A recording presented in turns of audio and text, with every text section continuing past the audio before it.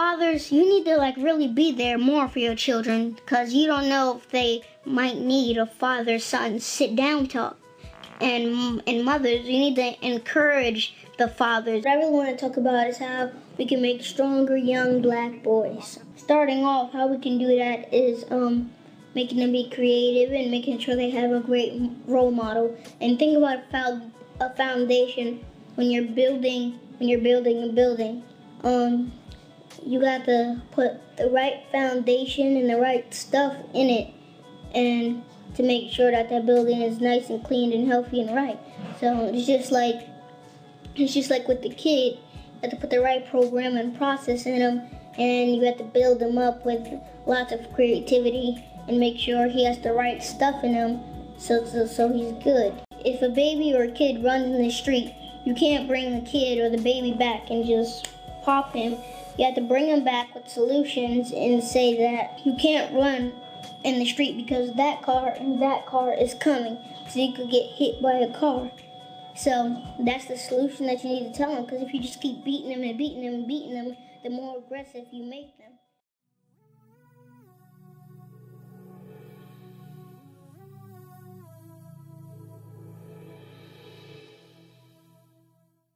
Hi, King Nahh. How are you doing today? I'm fine, can't complain.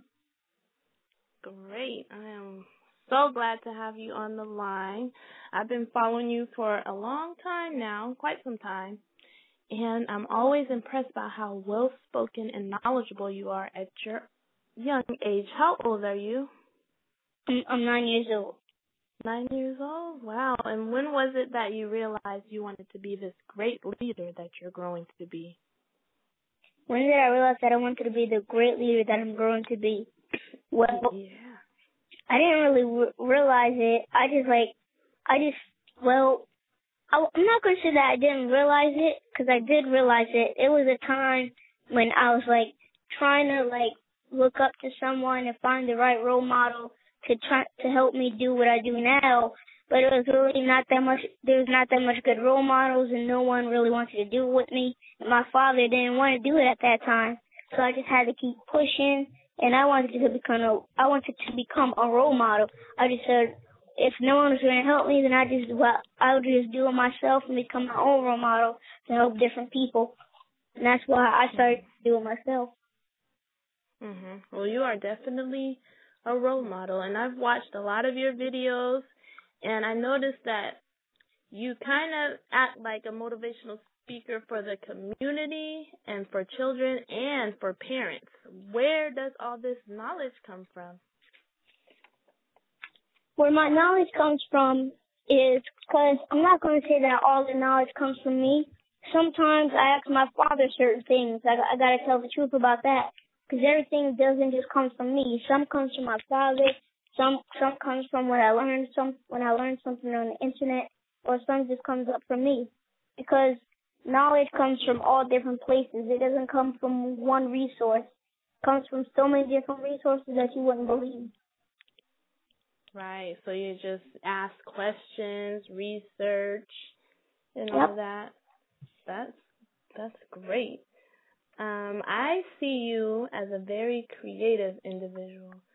So I noticed that you found a lot of different ways to release your creativity. Like, I know that you're into rapping and writing and acting. Do you have a favorite type of way to express your creativity? I kind of like all the ways that I express it. I don't really have a favorite, because I like doing all of them, so I can't say that I have a favorite. Yeah, so there's no favorite. You know what? I saw your video, your song called Love Your Hair, and it was awesome. Thank you. And I showed it to my little girl, too. So another thing I heard about is a film you were working on called Children Are the Future. Yes. Can you talk a little bit about that? Basically, with Children Are the Future, it's a movie that's supposed to come out, but like I said, we need donations for that movie. And what the movie is about, it's going to tell different children that they can do different things, create different things, and be creative.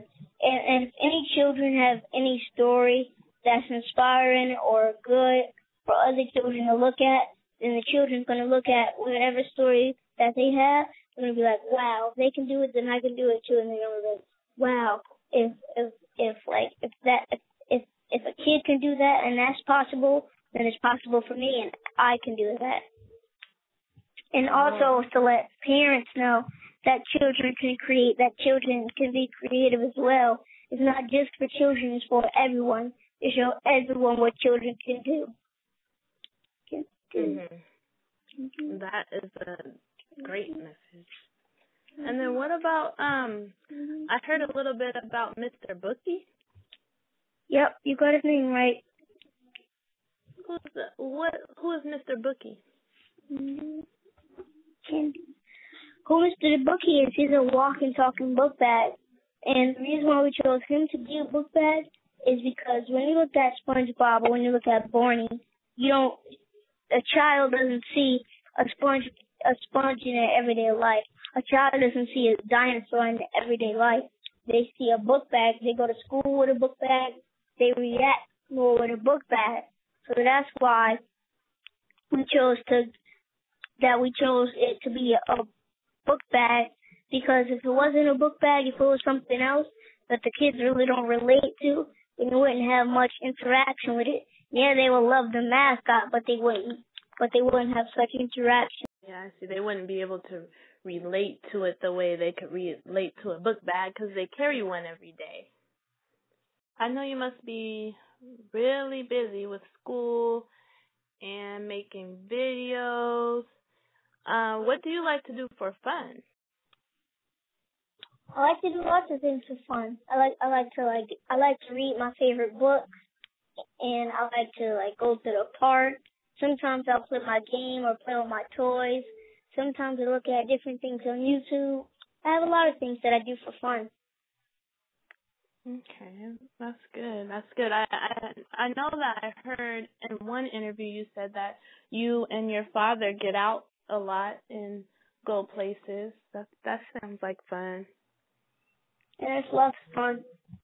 Like I said, I've been following you for a long time, and I noticed the past couple of days that there was a lot of stuff on social media about Diddy. Yes, that is true. So what happened, I think he posted a clip of one of your videos. And so can you tell me about that, or how you feel about that? Well, how I feel, I wasn't mad or anything, because I was kind of happy when he first posted, when he posted, and I was so happy. I was just jumping around, me and my father. So I was just looking and realizing that it didn't give me the support that I was supposed to get. So I decided to do a video about that, so to just let them know next time to give someone support. So, because that could have went viral, that could have been something big for me. Now I would have really been traveling every second. I would have been booked probably if he would have given my support. So that's why I just did the video on that. Like I said, I wasn't mad or anything, but I felt like I had to say something to him so he wouldn't make that mistake next time. Right. So it's just kind of ironic, the same support that you were talking about in that video clip that he wasn't giving you at that time when he posted your clip. So, I want to tell you that it is such a pleasure having you on the line. I have an 8-year-old son, and we always sit down together and watch your videos. And he is very inspired by you. I'm proud. Yes, very inspired by you. So, do you think you have any advice for young boys around your age or even younger, just, if they're having trouble in school or they feel like they don't have the support that they need, what kind of advice would you give to them? the advice that I'll give to them is to just keep their head up. You don't have to feel like you don't have support, because there's always someone on your side. There's always someone trying to help you, and especially even when there's no one trying to help you, you can still help yourself. Because there was no one trying to help me when I was trying to do what I do, when I was trying to rap, when I was trying to act. There was no one trying to help me. So that's why I had to do it myself.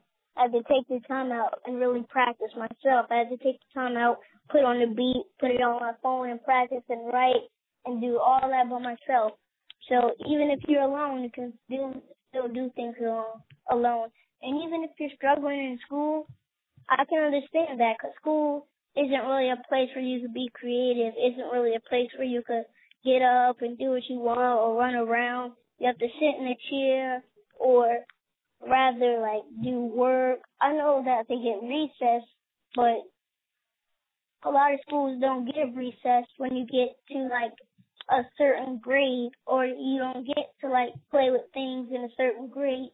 That's why in kindergarten we're much younger, so we get to express ourselves more, but as we get older in different grades, we don't get to do certain things. So like I said, I can understand that, but just keep your head up and don't let the school system get you down. You just got to keep going. Right, that's some great advice for young boys. Well, to all of our listeners, I want everyone to be on the lookout for King Nahh and follow him on social media. You'll find the links in the description section. King Nahh, thank you so much for sharing your voice and messages with us. You're welcome, anytime, and no problem. I have no problem with sharing my motivation and my inspiration with all you guys.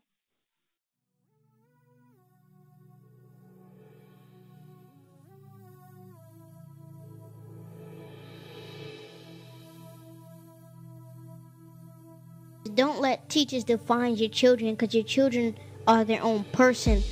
All you have to do is sit down and talk to your children and bring them around the right images. Make sure that you're doing the right thing so they do the right thing.